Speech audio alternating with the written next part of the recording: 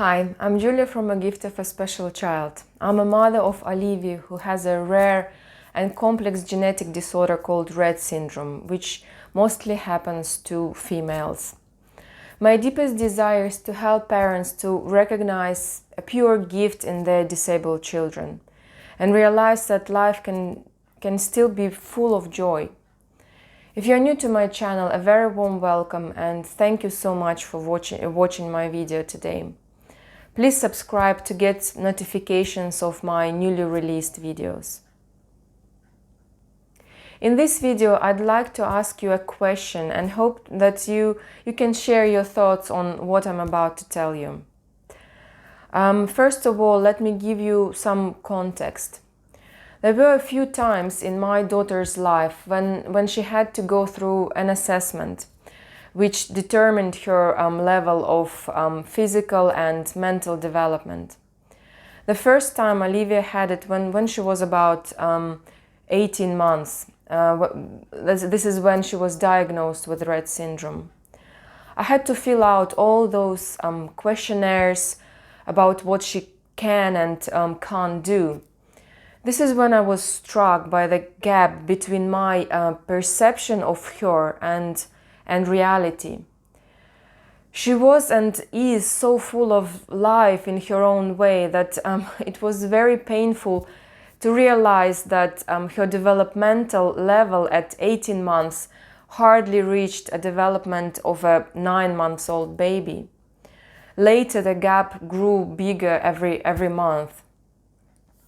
For me, it feels unfair to measure kids' abilities, putting them into some kind of frames, templates and questionnaires.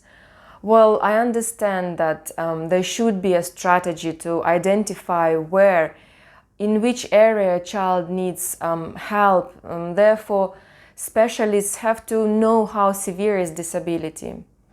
Nevertheless, for parents, it is so painful emotionally and mentally to tick all these boxes with no in them. Can your child walk, crawl or sit up? No. Can your child hold a spoon, a toy? No. Can she point or show in any way what exactly she wants? No. Like it's excruciating. Like you know that she can't do it, but you also know that your child can hug like no other. Her smile melts all the toughest hearts, and her laughter brightens up the day. What? Doesn't this count? Isn't that important for those who ask all those questions? So I was wondering if any of you have this mental gap between your perception of your special child and his abilities and the realization of what is widely known as developmental milestones. It is probably very silly and maybe unclear what I'm telling right now. All I want to say is that for people who are close to a special child, this child is so much more than his physical or mental abilities. It is very hard to explain to other people. Being around Olivia, I feel like I interact with another planet or even universe, very complex, mystical and unique. Looking into my daughter's eyes, I see a soul that is trapped in the body that doesn't listen to her or cooperate.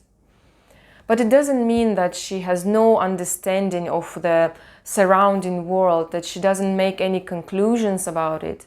Sometimes I think that she might know the world more than I do because she observes more.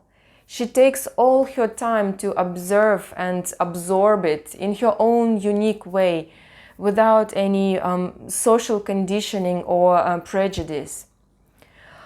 On the practical side of things, I would abolish all the unnecessary assessments that parents have to go through. Then there are no changes in their child's health condition. For example, all those long forms that that we need to feel every other year to get benefits for the disabled child, especially that is a lifelong disability. It's very traumatic experience to write the same things and realize that a few years ago it was the same and there is no progress there since. Oh well, today is a little bit a wishy-washy theme. Not sure if I even was understood. I just talked from my heart, from how I was feeling in the moment. Sometimes I have these bothering thoughts that I have to talk through, to verbalize, to make my head around. Have a great day. I see you soon in my next video. Bye-bye. Syndrome, which mostly happens... Oh, hello, this is my assistant today. Which mostly happens to females.